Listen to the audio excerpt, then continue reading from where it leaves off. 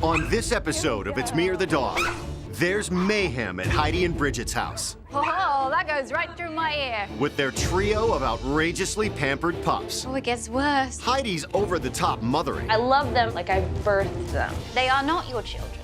They are your dogs. You know, dance pretty, dance pretty. There we go. My name is Heidi, and I live here with my sister Bridget and my 3 dogs, Tilly, Jillian, and Pumpkin. I love them so much. It's kind of like they are my children, and I did give birth to them. I think Heidi's allowed the dogs to take over her life. Heidi has many things for the dog. She has a closet full of clothes. She has a stroller. Let's go, girls. Heidi is devoting less of her time to the outside world and more of her time to the dogs. How do you see your relationship with the dogs? I kind of think of myself as the mother. Yeah. Yes, of course you do. You correct people if they don't refer to you as their mommy. Let's go see Grandma. Come on, let's go see Grandma. Okay, let's go. I don't know whether I'm here for children or for dogs. So tell me about your relationship with Tilly then. She puts a smile on anybody's face that she meets, and so, you know, wanted to be a part of a therapy organization with her. I thought Tilly would make a really good therapy dog because who doesn't like a little white fluffy Maltese giving you that smile and helping bring a little joy? You know, we did have a test, and essentially we failed, and it was devastating. Really? It really was. It was overwhelming. Like I started sobbing. Right from the start, I can see what's up here. That Heidi has a lot of emotions invested in her dogs. Later in the day, Heidi's mom, Barbara, stops by to share her perspective on the situation. Tell me what you think of Heidi's relationship with the dogs.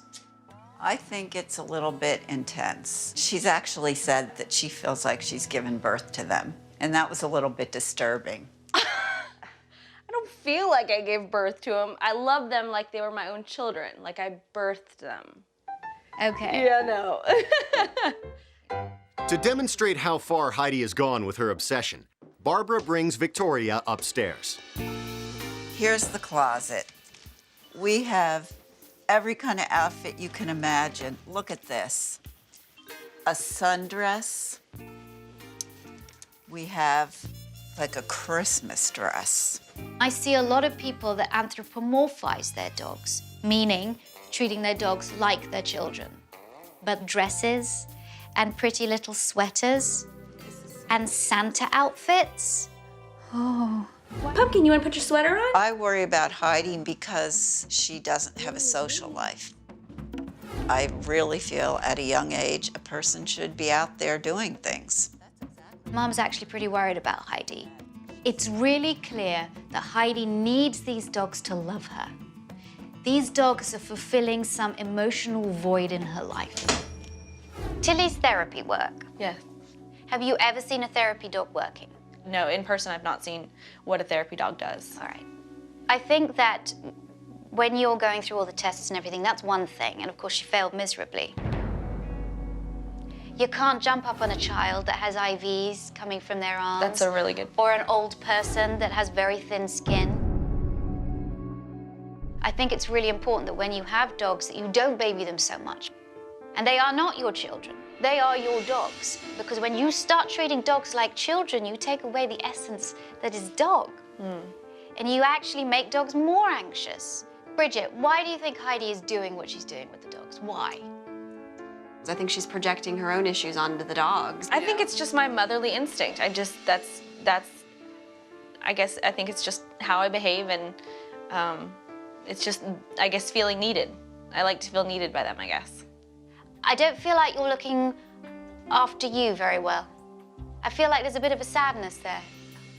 You've got to put yourself first sometimes. In some situations, in some scenarios, and they will be fine. Heidi is interested in Tilly becoming a therapy dog, but I don't know if she really knows what that entails. There you go, sweetheart. There you go. So having these dogs here makes you feel good? Yeah, it's relaxing. You can see she's very calm. She's very calm. Yeah. If this was her dog ride at the moment, it would be up like this. It would be up like that. So you need to have a dog that likes being touched. Tilly is a million miles away from being a therapy dog like Daisy. Maybe 500,000. I never really thought about the little things that Tilly does, like the jumping up or the licking.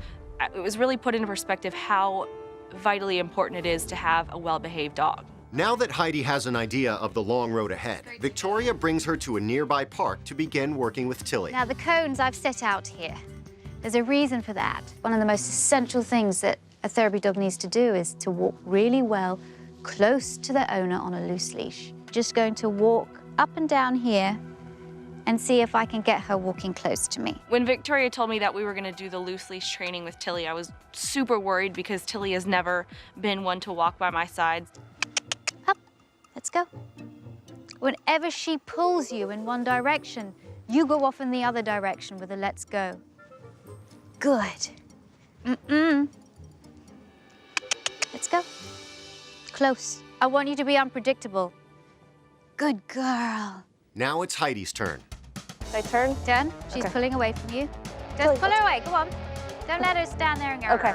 The toughest part about the loose leash walk is that I don't seem to have any control over Tilly. It's hard to get her to look my way or pay attention to me. No, As soon as she pulls away from you, no BS. Turn around. Off you go. Okay. Yeah, I want you to take a bit more direction. Tilly.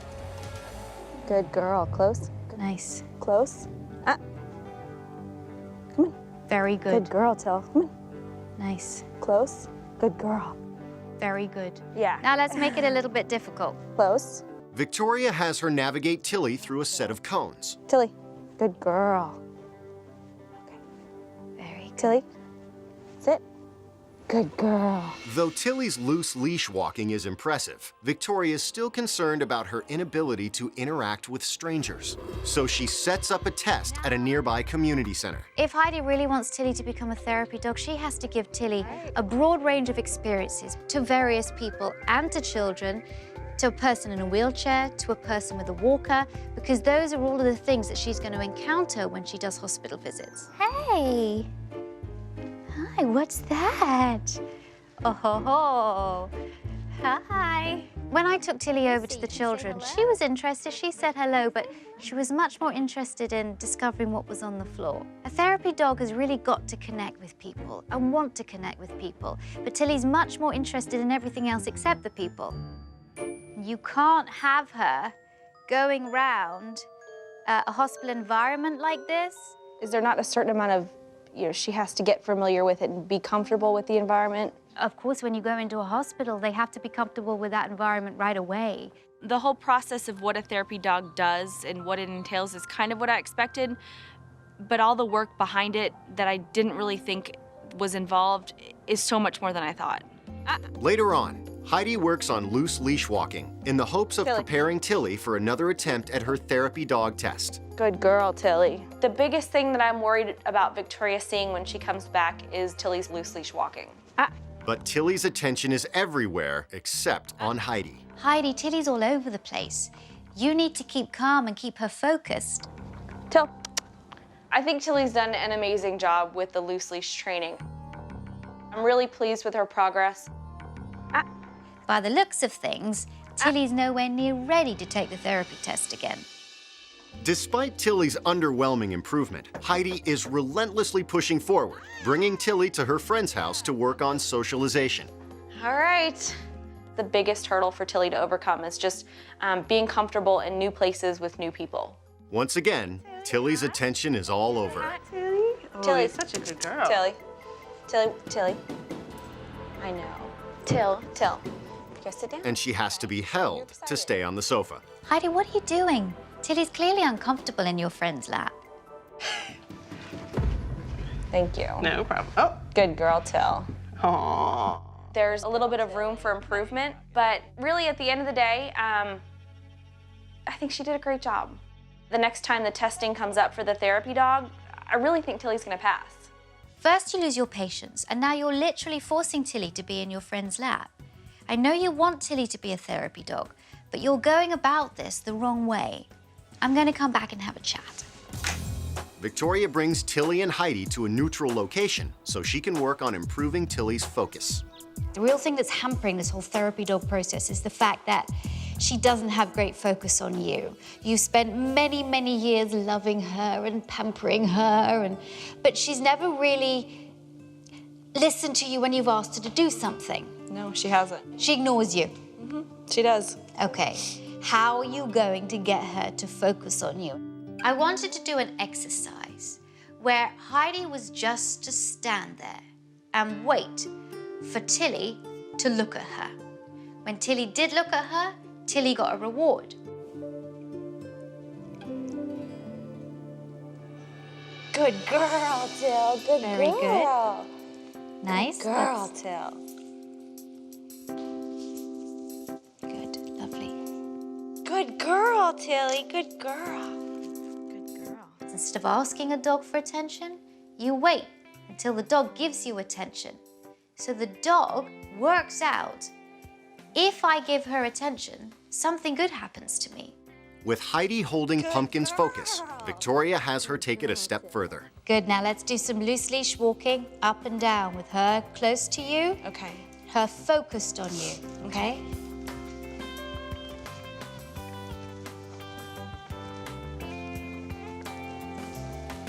Good girl, Till. Good girl. That's good loose leash walking. Come on. Excellent, Till. From that time on, Tilly was walking up and down with Heidi, always focusing on her, walking right by her side, giving Heidi focus. The breakthrough had been made. Everything that I've seen with Tilly, I think she could make a good therapy dog. That would be wonderful. Yeah, keep working at it.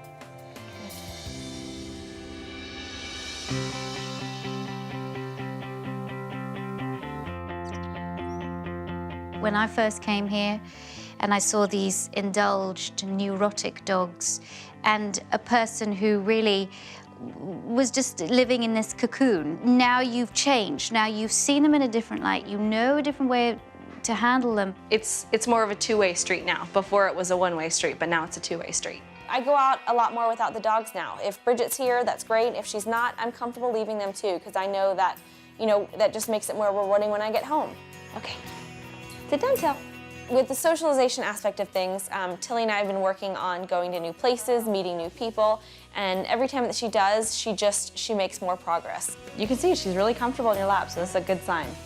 The next therapy dog test for Tilly is in a couple of weeks, and I'm super excited. I'm really confident that the progress we've made is gonna take her really, really far, and that I'm confident she's gonna ace the test. Oh, so comfy. Thanks for watching. If you love It's Me or the Dog and want more dog training tips and tricks, visit my official site, positively.com.